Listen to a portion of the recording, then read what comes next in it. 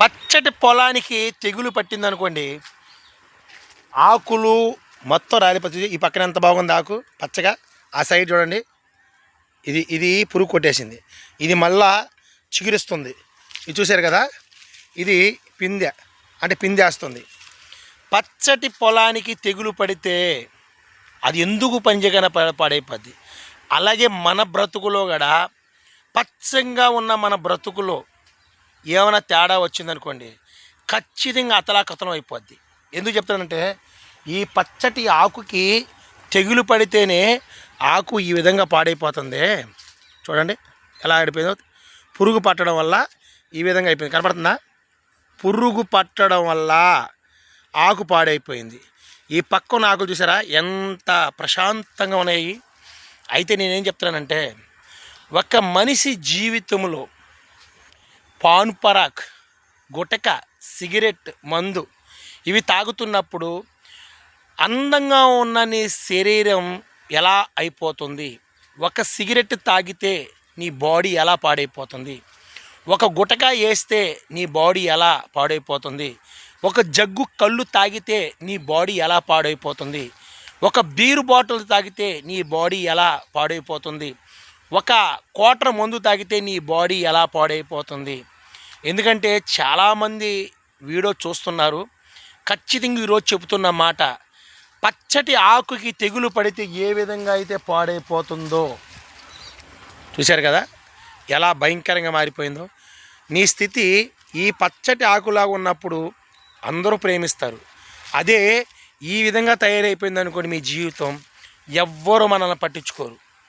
చెప్తున్నాను కదా, ఎందుకంటే మేము కూడా ఒకప్పుడు అదే స్థితిలో తాగి వ్యసనాల్లో ఉండి బయటపడాం కాబట్టి ఇప్పుడు ఈరోజు ఈ మాట నీకు చెప్పడం జరుగుతుంది. ఎందుకంటే మళ్ళీ చెప్తున్నాను, నిన్న తాగి ఫుల్లుగా ఒక వ్యక్తి మరణిస్తే చిన్న పిల్లలిద్దరూ ఆ రోడ్లో తల్లి మీద తండ్రి మీద పడి అల్లాడిపోతుంటే, చిన్న పిల్లలిద్దరు ఉన్నారు, కడుపులో ఒక బిడ్డ ఉంది.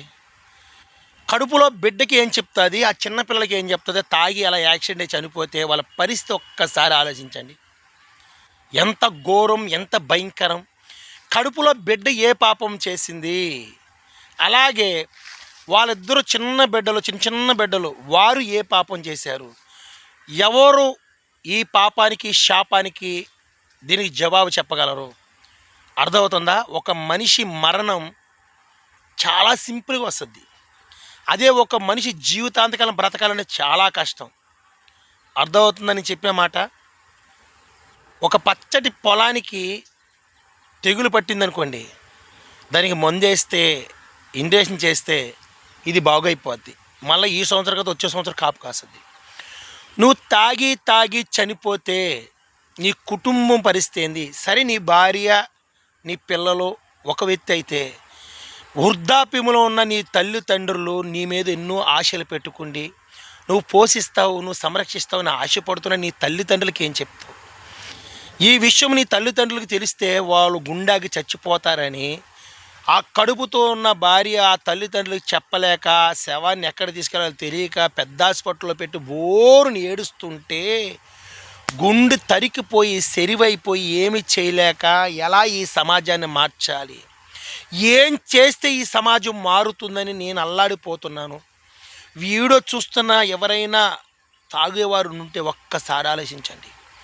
చిన్న చిన్న పిల్లలను పెట్టుకుండి, కడుపులో ఒక బిడ్డను పెట్టుకుండి నువ్వు చనిపోతే, యాక్సిడెంట్ అయ్యి నువ్వే వెళ్ళి రాంగ్ రూట్లో గుద్దుకుని చచ్చిపోతే, నీ భార్య నీ తల్లిదండ్రులకు చెప్పలేక, నీ తల్లిదండ్రులకు చెప్తే వాళ్ళు గుండాకి చచ్చిపోతారని ఆ తల్లి పడుతున్న నరకం అది వర్ణించలేనిది.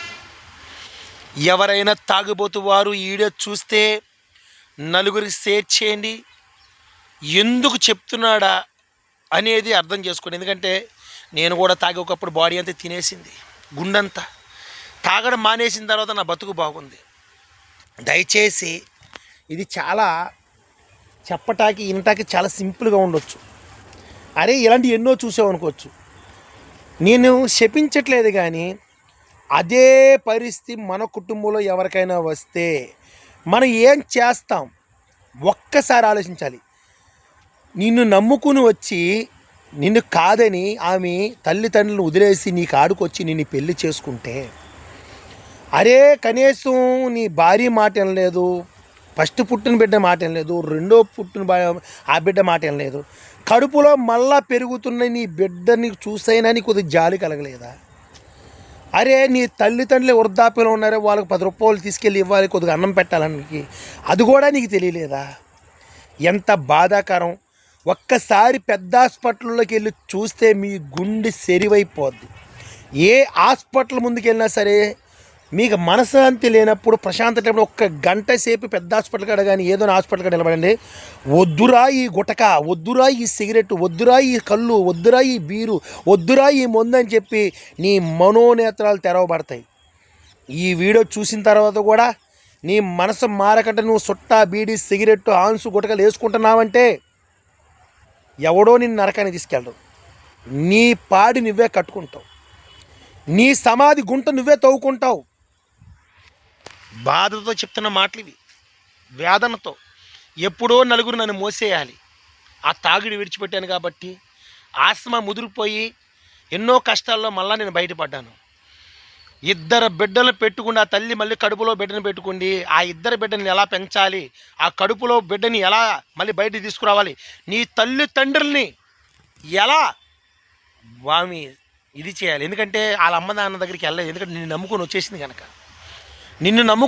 కనుక ఆ తల్లి వాళ్ళ అమ్మ నాన్న దగ్గరికి వెళ్ళదు. ఇష్టం లేని పెళ్లి చేసుకుని నీతో జీవితాంతకాలం సాకాల్సిన వాడి మధ్యలోనే వదిలిపోతే ఆ తల్లి ఎవరికి చెప్పుకోవాలి, ఏమని చెప్పుకోవాలి? ఒక్కసారి ఆలోచించి మిత్రమా.